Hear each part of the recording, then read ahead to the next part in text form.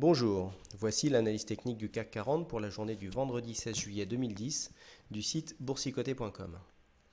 Aujourd'hui, nous avons eu une belle séance baissière qui confirme donc l'apparition ici du pendu que je vous avais signalé mercredi avec une condition de validation d'une bougie baissière qui est arrivée hier.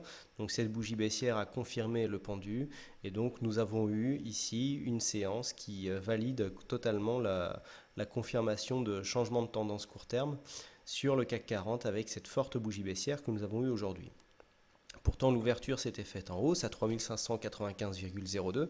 Nous avons même marqué un plus haut à 3614,59. Puis des statistiques venant d'outre-Atlantique nous ont fait basculer dans le rouge. Nous avons été marqués un plus bas à 3487,21 pour finalement clôturer à 3500 points,16, ce qui correspond donc à une baisse assez marquée de moins 2,28%, quasiment moins 2,3%. Nous avons perdu presque 82 points dans la bataille. Donc, quand même une belle séance de baisse. Quand nous regardons ici le gap qui avait un plus haut à... le point bas du gap étant à 3483,44 points, on a encore 3 ou 4 points de gap qui traînent.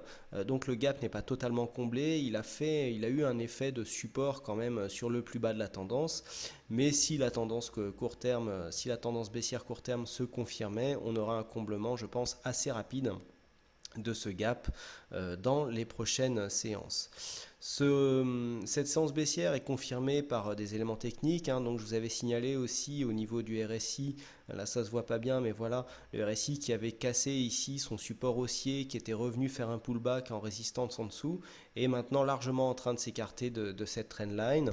Donc c'est un mouvement assez classique, on casse la barre de tendance, on revient, si c'est un support, on revient s'en servir comme résistance et enfin on s'en écarte pour confirmer la cassure que nous avions eue ici. Donc on peut dire que cette zone ici de baisse court terme valide ici cette tendance court terme qui avait eu lieu il y a quelques semaines, qui avait donc vu le RSI ici casser sa ligne de support. Donc si l'on revient dans une vue un peu plus proche, on peut s'apercevoir que le stochastique ici est en train de croiser sa ligne de signal. Le stochastique 74 points. Alors le croisement se fait hors de la zone de surachat. Le stochastique quand même est venu en zone de surachat, en est sorti pour croiser sa ligne de signal. Alors ça donne une puissance un peu moindre au signal baissier. La puissance optimum est obtenue lorsque la ligne de signal et l'indicateur sont en zone de surachat lors du croisement. Bon, là, c'est pas tout à fait le cas, on n'est pas très loin, 74 points pour une zone qui démarre à 80. On est 5 points plus bas. Bon, le stochastique est un indicateur très réactif. On valide quand même un signal baissier, mais qui a légèrement moins de puissance que si tous ces croisements s'étaient faits en zone de surachat. On confirme aussi donc le MACD qui avait lancé avec un jour en avance le signal baissier avec l'inversion de la progression des histogrammes. Donc le MACD ici confirme bien que nous partons à la baisse. Et puis alors au niveau des volumes, on voit bien ici une augmentation des volumes sur les trois dernières séances baissières.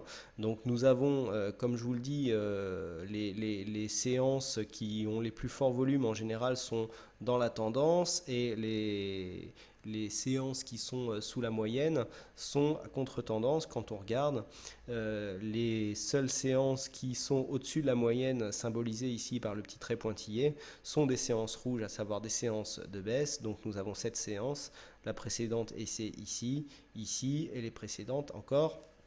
Donc nous sommes bien dans une tendance de fond baissière avec des pullbacks haussiers mais qui n'arrivent pas à inverser la tendance.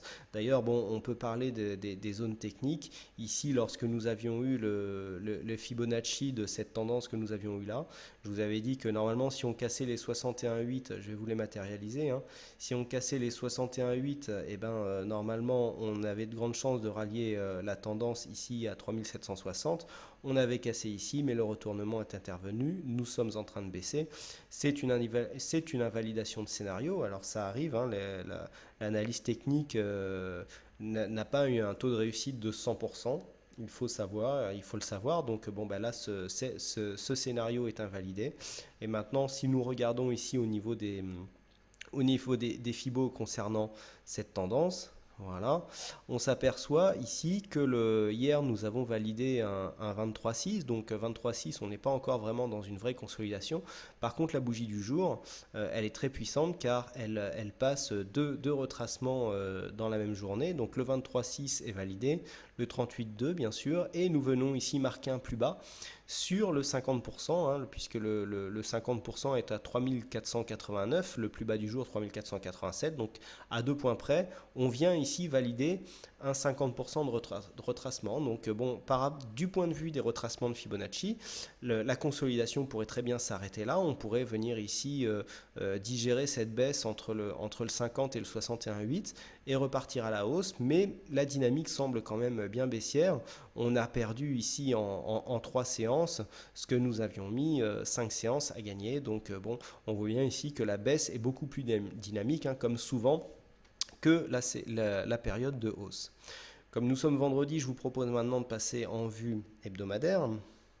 Voilà, donc d'un point de vue hebdomadaire, bon, on vient quelque peu invalider ici le départ haussier que nous avions eu la semaine dernière. Toutefois, on ne vient pas encore sur la moitié basse de la précédente bougie, donc on est quand même d'un point de vue hebdomadaire moyen terme. La baisse n'est pas si marquée que ça finalement.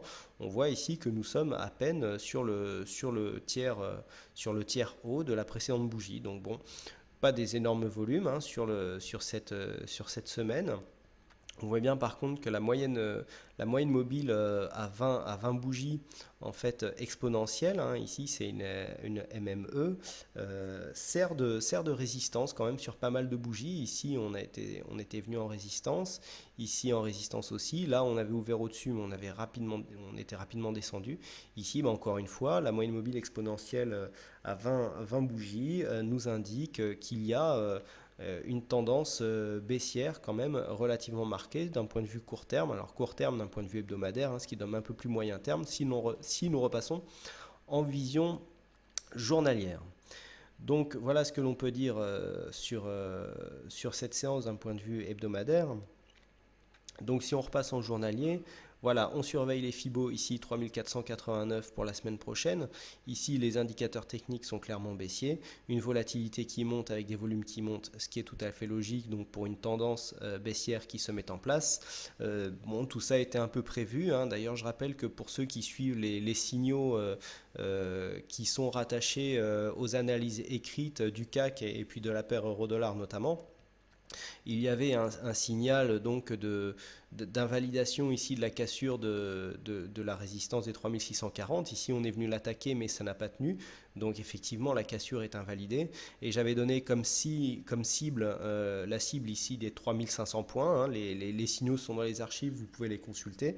Et donc ce trade donc sur 2 jours a été validé aujourd'hui. Donc ça fait 140 points pour ceux qui ont joué ce signal. Et puis hier soir dans l'analyse de l'euro-dollar, je vous donnais une cible en cas de cassure du plus haut de la journée à 1,30. Et puis 1,30, on a validé 1,30,06 dans la journée. Donc là c'est pareil, on a une cinquantaine de pips qui sont validés sur un signal euro-dollar. Je rappelle que ces signaux sont libres et en accès gratuit. Voilà ce que l'on peut dire sur cette séance. Je vous rappelle que vous pouvez vous abonner aux vidéos du site boursicoté.com via le compte Twitter ou via le flux RSS du site. Vous pouvez aussi poser vos questions sur le chat du site boursicoté.com et trouver tous les renseignements nécessaires aux analyses techniques. Je vous remercie pour votre fidélité, pour vos nombreuses visites sur le site. Je vous dis à la semaine prochaine pour des prochaines analyses. Merci pour votre attention et à bientôt.